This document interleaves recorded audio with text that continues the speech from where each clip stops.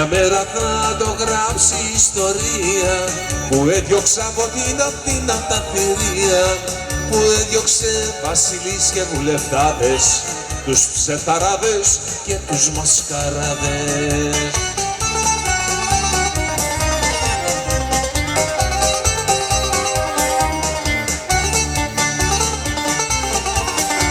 Πίσα μείνει στα παιδιά, διώξανε το βασιλιά και του δώσαν τα παχτά του για να πάει στη δουλειά του, το περίδρομο να τρώει με το ξένο του το σόι. Και του δώσαν τα παχτά του για να πάει στη δουλειά του, το περίδρομο να τρώει με το ξένο του το σόι.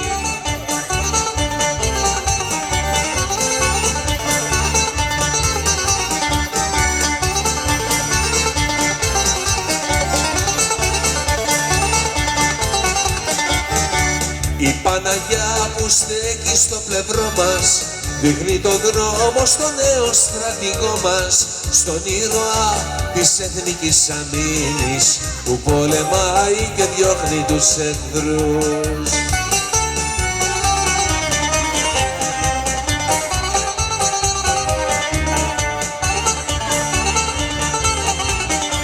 Και στην άμυνα εκεί όλοι αξιωματικοί, πόλεμα κι ο Βενιζέλος που αυτός θα φέρει τέλος, και ο κάθε πατριώτης θα μας φέρει την ισοτή.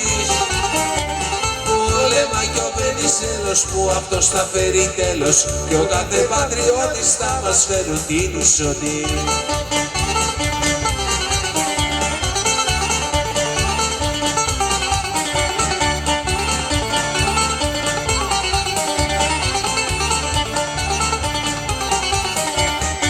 Έλα να δεις βαθιά και για τα γάνια που βγάζουν φλόγες και φτάνουν στα ουράνια.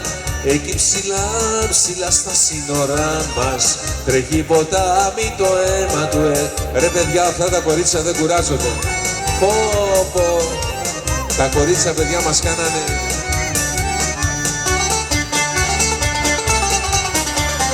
Ίσα μείνει στα παιδιά, διώξανε το βασιλιά. Της αμήνης στο καπέλο έφερε το Βενιζέλο, της αμήνης στο σκουφάκι έφερε το Λευτεράκι. Της αμήνης στο καπέλο έφερε το Βενιζέλο, της αμήνης στο σκουφάκι έφερε το Λευτεράκι.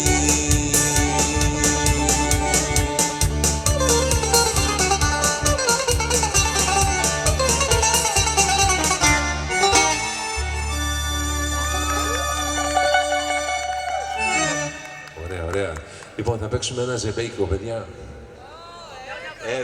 Βέβαια, γιατί θέλω να χορέψω εγώ.